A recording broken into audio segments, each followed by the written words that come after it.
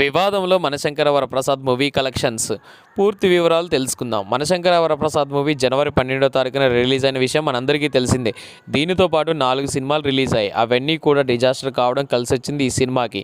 అయితే ఈ సినిమాలో చిరంజీవి గారి పెర్ఫార్మెన్స్, డ్యాన్సు నెక్స్ట్ లెవెల్లో ఉండడం, ఫ్యామిలీ ఆడియన్స్కి కనెక్ట్ కావడం, అనిల్ రావుపూడి గారు కనెక్ట్ పాయింట్లు పట్టుకొని ఫ్యామిలీ ఆడియన్స్ కనెక్ట్ అయ్యే విధంగా ఈ సినిమాని తెరకెక్కించారు.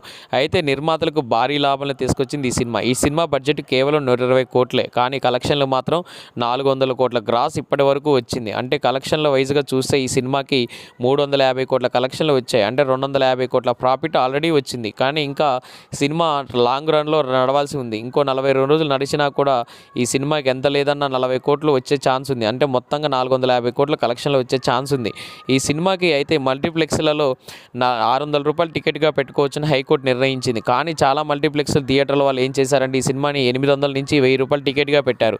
దాంతో 42 కోట్లు ప్రజలపై భారం పడిందని, నిర్మాతలు ఈ సినిమాని తిరిగి ప్రజలకు చెల్లించాలని, 42 కోట్లు చెల్లించాలని హైకోర్టులో పిటిషన్ దాఖలు చేశారు. ఇది నిజమే, ఎందుకంటే cinema ticket rate already high court నిర్ణయించింది. 600 టికెట్ పెంచుకోవచ్చని చెప్పింది. కానీ చాలామంది మల్టీప్లెక్స్ ఓనర్లు ఏం చేశారంటే ఇంకా పెంచేశారు. అందులోనూ టికెట్లు దొరకకపోవడం వ్యాపారంగా జరిగింది వీళ్ళందరికీ కూడా. అంటే 42 కోట్లు అంటే మామూలు విషయం కాదు. చిన్న సినిమా అయితే 42 కోట్ల బడ్జెట్, 42 కోట్లతో కలెక్షన్లు అంటేనే మామూలుగా ఉండవు. అలాంటిది ఈ చిరంజీవి సినిమా అంటే నెక్స్ట్ లెవెల్ సినిమా.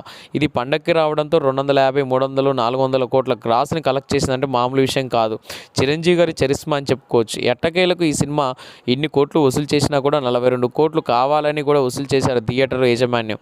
దీన్ని దృష్టిలో పెట్టుకొని చిరంజీవి గారి దగ్గరికి వెళ్ళినా కూడా ఈ 42 కోట్ల వివాదం అనేది తొందరగా ముగిసిపోవాలని కోరుకుందాం. చిరంజీవి గారి కెరియర్లోనే కాదు, టాలీవుడ్ ఇండస్ట్రీలో టాప్ 6లో ఉంది ఈ సినిమా కలెక్షన్ల పరంగా. అయితే ఈ సినిమాలో వెంకటేష్ గారు కూడా నెక్స్ట్ లెవెల్ పెర్ఫార్మెన్స్ చేశారు. నెక్స్ట్ లెవెల్ హిట్ అయింది.